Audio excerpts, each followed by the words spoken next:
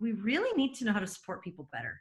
People bring up what they're going Amen. through, and then we just freeze and we make it awkward. And I think that's why people don't share, because we just don't know how to support.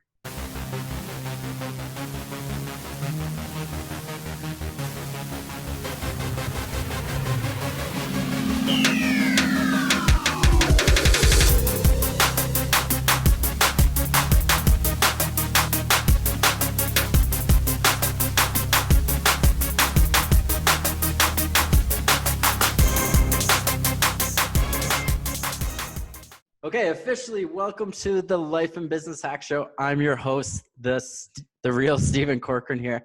Today I have a special guest for you guys. This girl is this woman is an amazing woman. What she's doing is absolutely fantastic, and I'm so excited to track her down and get her on this show. Now, it's made it a little bit hard driving around her building, trying to grab her physically to get her on this show. Because of this COVID-19, she's been running away from me, but I've got her virtually here.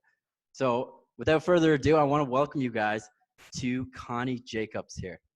Hello. Thanks, Connie. Thanks for coming on to the show today. Oh, you're so welcome. I've been waiting. I've been waiting. I'm literally on the edge of my seat right now. I'm so excited. Now, I want to get people to know you a little bit more. You are like the queen of mental health. You have been I've been doing a little research on you. I've seen what you've been doing. You've been really connecting people from at their home and also at the workplace. Now, I know this is a big passion for you. I'm just curious, like, where did this all come from? Where did this all stem from? Because I've seen you speak on stage. I've seen the passion, the fire, and you're like 5 feet tall and you are like Tony Robbins size when you start speaking. So where did this all come from? Well, just watching society for the last 20 years, I started my resilience work in East Vancouver, actually working with a lot of street youth, drug dealers, gang members, and just watching our mental health crisis evolve over 20 years. Yeah. And then honestly, that it hit our house, and it hit my oldest son, who's now 13. And he was suicidal at age 8. And I realized that honestly, like, this is hitting people that you would never guess, right? The educated, people who live in affluent areas. It doesn't seem to matter. And I just thought, we have to be doing something about this. When our kids suffer, it's not okay. And that's what gets me. It's the kids, it's the youth. It's amazing how like undercover it is. Like in today's society, it's almost frowned upon to like raise your hand and be like, hey, like I need some help here. And I think like maybe you can weigh in a little bit more on it, is like, how do you actually like know when somebody's going through it? Or like, is there like symptoms or signs that like you can see it in the workplace? You can see it in somebody, maybe they're slouching more, or maybe their head's down a little bit more. Like, because like I know for myself, like I've had those dark times, and I think like we all have. And we all like come back from them differently, but like for somebody to see those tough times and be there for them, that's very important. So is there any like signs that we could be looking for or anything like that? I think if anyone isolates themselves, that's a good sign that something's not quite right. Or if every time you ask, everything's just always good, good, good, positive, positive. Oh, you're pegging me on the head now. And that's what we do as a society, right? Like how are you doing? I'm good. I'm fine. Or I don't want to bother anybody with my problems, or I don't want to appear a certain way, or whatever our reasons are.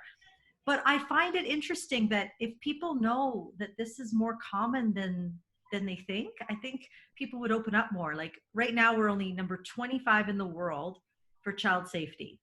And that tells me there's so much brokenness that goes on behind closed doors. But saying that there's abuse going on behind your closed door in a grocery lineup, it's just not good conversation. Like nobody knows really how to bring up support, needing support to other people.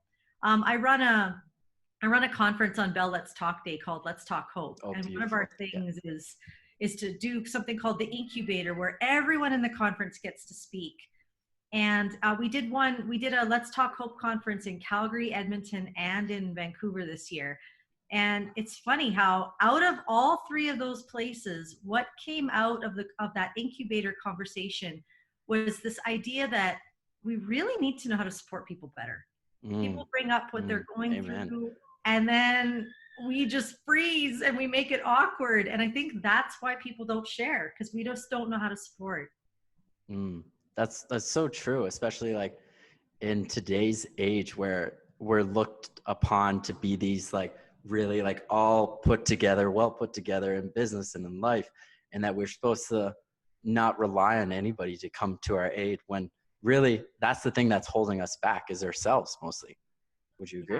Yeah. Yeah, 100%.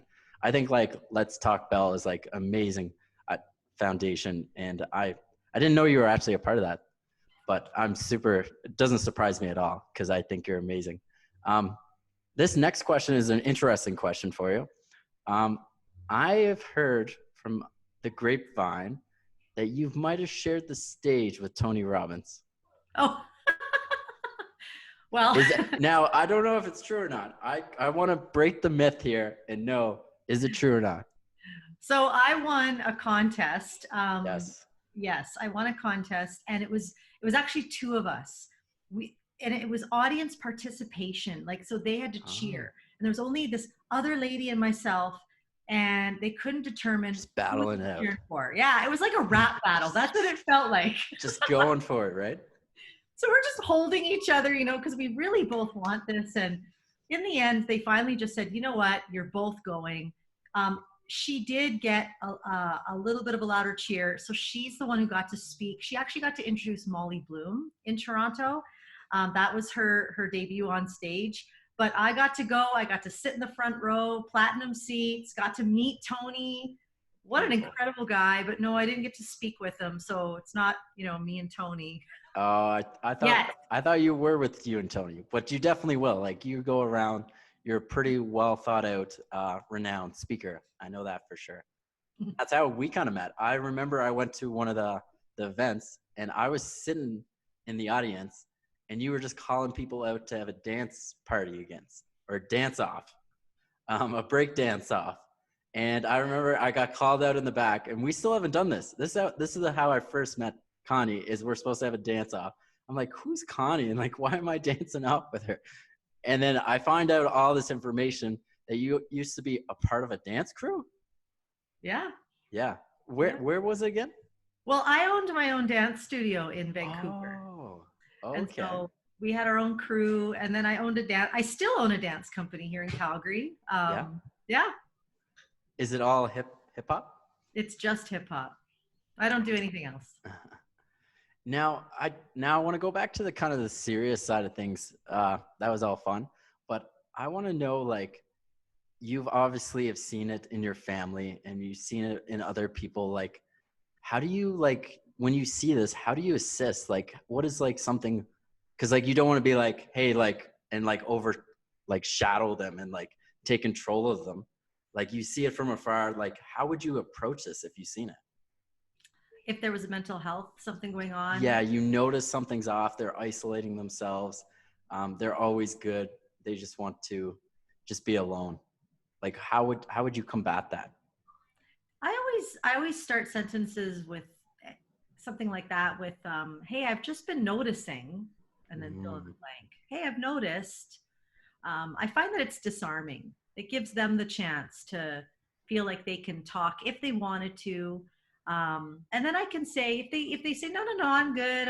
I can be like, well, just, I'm here. I'm a safe place anytime you need.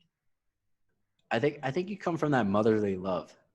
Like I can feel it even as a friend, like, and as acquaintance, like we feel that from you. You have that raw energy that instead of just attacking the issue, it's like if that person is ready to open up and ready to receive it, that's when it will actually stick. But if you tell this person, hey, like you need to get out more, you need to go do sports, it's like, I'm going to do the opposite. It's just like when you were growing up, like your mom tells you to do something and you do the complete opposite all the time. Like I used to do it. When I was like, you can't eat your chicken nuggets and go to play hockey. Guess what I did? Ate the chicken nuggets and I went and played hockey and I puked. But it was totally worth it because you have to go against your mom, unfortunately. It's so true. So I want to know, I want to tap into your connections, and like, you've been studying this for a long time. Like, how many years have you been like doing the research? You've seen it in yourself, and yeah, you've been working on this project. Yeah, probably 22 years I've Oh, been oh my God, almost as actively. old as I am. I'm 28. So I'm pretty close. So like 22 years, like you've seen it, you've lived it, you've seen what it does to people. What have you seen it do to like workplaces, like inside businesses? Like that could be devastating, I would imagine. Yeah, workplace mental health, a lot of people have a lot of interesting theories around it, but really it's because we've forgotten how to be human. We have become so bottom line oriented. We've turned people into systems and into tools and strategies to have your top engagement by Yeah. Friday. Like, nobody works that way. Nobody is a project to be fixed, and no one is a leverage for you to make money and to Mm, grow. And when we forget about people, uh, everything falls apart. Mental health goes through the roof. Physical health goes down. mm, Morale, and that's where we're at. That's where we've been for all these years, and now we're reaping what we've sowed. mm. I love that, because like even like Simon Sinek says, like if you don't take care of your employees and make sure they're good, like you got to have the business connection, but you got to have that personal connection to buy into the company and show that you care for your employees, so then you can grow. Because if something's going wrong at any level of the business, it usually just deteriorates. It's like when you get so high, that's when you almost have to focus more on your employees. And like, oh, we got a dog. Hang on. All Oh right, dear, we got pizza. that's FedEx. Hang on one second. One Okay. moment. Hello. Awesome. Did you get the pizza? No, it was FedEx. It's FedEx outside our door, and I'm not sure what they're doing, but Oh, pizza no. is coming. Oh, thank God. I'm getting a little hungry over here. I'll pass it through. So I do have a question for you, Connie. This is a cool one, and I want to reference back to when you run your own dance studio. So I want to reference that point and ask you, if you could create your own dance crew where you'd compete around the world, who would be the two people you'd take with you? Well, you. You've never seen me dance. Oh, Oh, you're it's too all nice. about the soul. It's all about the soul. And I would definitely take Twitch. I love Twitch. Twitch? Okay, yeah. See, now you're thinking he might be able to push us further along in the competition than That's great. mine. We'll just stand in the back and like pose. Oh yeah. Well, you definitely got that going on.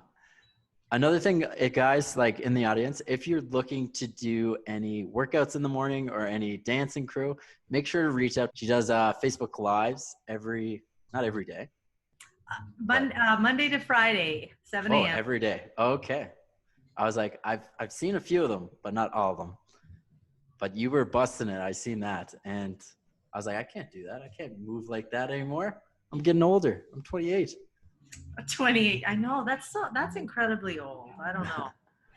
So I guess, Connie, another question I have for you is, let's say if one of the listeners are listening to this because they probably clicked on it, wondering about mental health, and especially with the pandemic going on right now and how we're self-isolating ourselves, like what's some like tips or tricks or some stuff that we can do to help ourselves? Like maybe we're not feeling like we want to reach out right now. Maybe we notice we're starting to pull away a lot, and we're starting to get a little bit okay with that, and that's not healthy. Like how would you combat that? I relate to that actually. I recluse. I'm a closet introvert, and we have a lot of contact right now. With Zoom and with work and with those things. So at the end of the day, you don't want to reach out to your friends. And I'm the worst friend that way. I don't think of reaching out, but Mm, we really do need to put it in our mind. If it's overwhelming every day, think about once a week. How can I do this once a week? I mean, that's even a little ridiculous, but yeah. once every few days. Because if we don't have people that aren't just work related, if we're not talking to people that we love, first of all, Mhm. we don't realize how much that's affecting us, and maybe they're not doing okay, and they really do need us right now. Mhm. That is absolutely a great answer.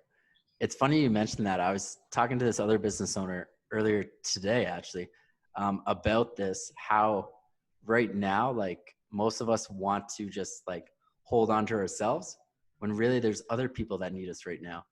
And we're doing a disservice not reaching out to them because we might think we're okay, but as soon as we start connecting with people, that's when we actually come alive. That's when we start feeling it again.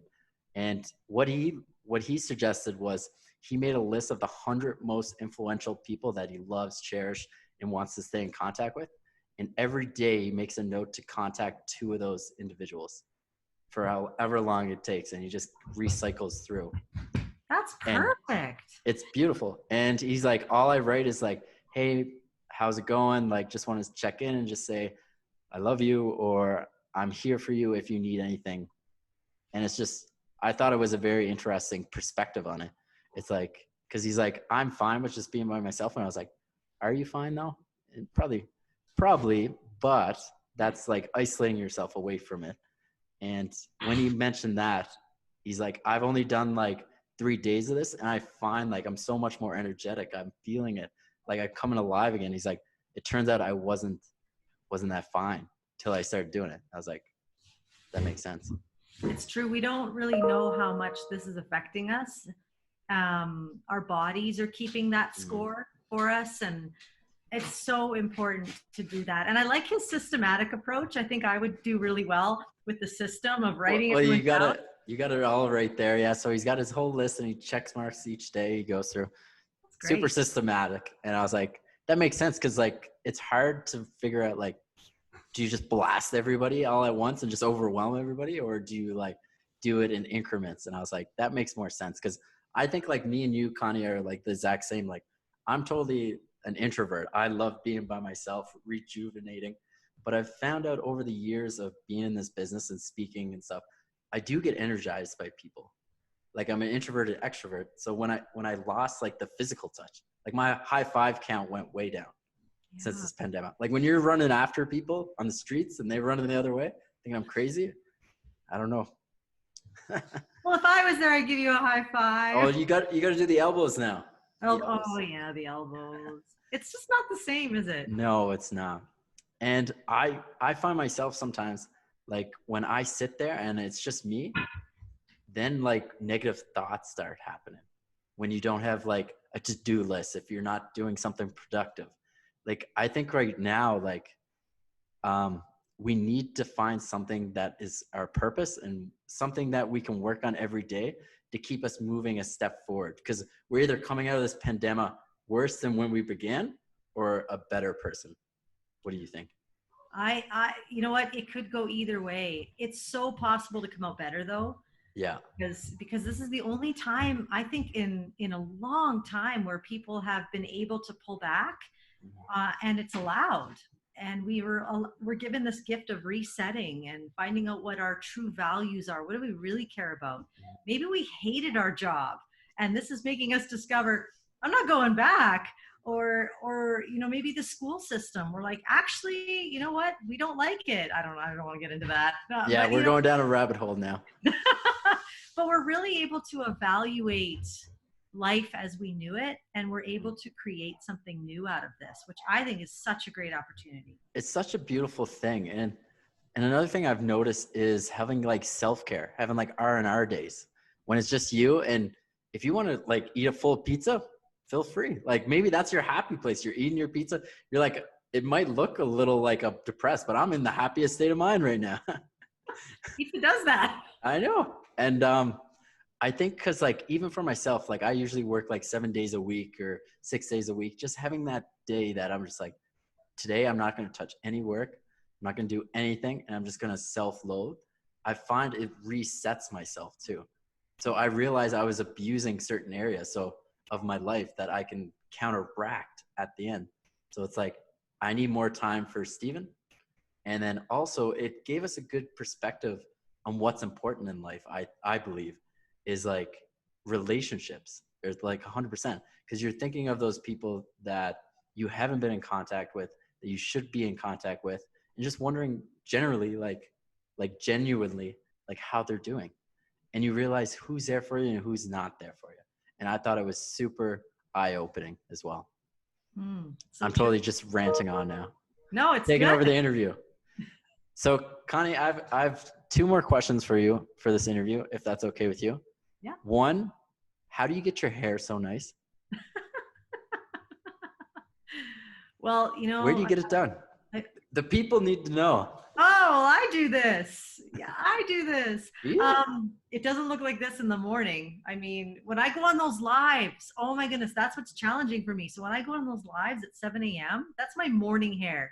There's like nothing done, right? So it's like, here I am, live and in the flesh, take it or leave it.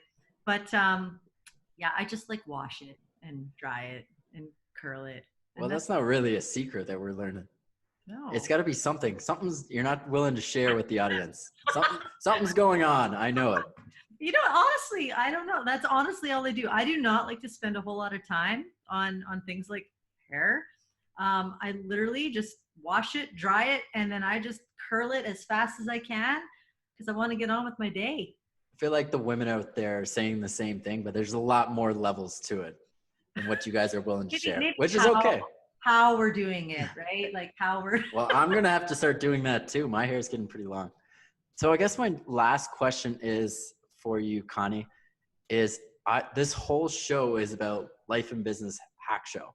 So I want to know, like, for yourself, because you run Jakab Co, which is, you're the owner of that. And then you're also the manager of the Wellness Innovate as well. And you also have a book called Bring Them Closer, which is awesome. I'm going to put a link in the description so you guys can go check that out. Make sure you get a copy because I guarantee it's going to be amazing. I want to know, like, out of your whole career, out of your whole life, and which has only been 30 years, I guess. Am I right? Yeah. So 30 years of it, what has been, if you could leave the audience with one tidbit, one deciding factor of a hack that you found that just spiraled your career, spiraled your life, what would that one hack be? Ooh, honestly, knowing your season. There's seasons of life, and I am a hustler. Like, I push. I've always been that way. And in our society, we're always told push, hard, go, right? I've found that every business I've ever created has a lifespan of its own. I don't know how it's its own entity, but there's so many uncontrollables with it. And then there's curveballs that get thrown at you when you create a business. And you find yourself going in a direction, you're like, I did not expect that. That's not in my business plan. Amen. Right? Yeah. And you have to roll with it and be flexible. And then there's times to really push it. And then there's times I literally have found more effective results when I've just sat back and watched this business turn into whatever it's supposed to be for a season. And so know your season. If the ground, if the earth itself and just life in general goes through seasons and has times where things grow and then when they die or they rest for a while, then why is it any different with what we create with our hands? Amen. That is a really good tidbit and hack. 100%. Well, know your season. Know your season. Yes. And I've learned it the hard way. So. Okay. Well, everybody who's listened to this, know your season. Be okay with taking a step back. I think that's great advice. That was a huge knowledge bomb in my mind. If I had a little bell, I'd be like, ding. That was great. So Connie, we're just wrapping up here. How can people get a hold of you? Best way is just through my website, ConnieJakab.com, or Connie@ConnieJakab.com. My social media is Connie Jakab. I've made it so easy. Oh, it's all branded under one thing, which is nice. I'm also going to put the links of this for everybody here who wants to get in touch with Connie, just so you can reach out to her, say thank you for dropping some bombs for you guys and helping us through this tough time. Also, if you guys want to leave comments below this, I'm going to make sure Connie gets all your questions. She doesn't know this, but she's going to have to answer some questions, which I assume she's totally open to. I'll put her on the spot. Is it okay if I send you some questions? Yes. Okay. So we're good, guys. So if you leave any comments, I'll make sure Connie answers them. If you have any questions for me, I'll make sure I answer them. And let's just give a big one clap to Connie for joining us today, taking time out of her busy schedule to come share some stuff with us. One clap. 3, 2, 1. Beautiful. Thank you, Connie. Thank you.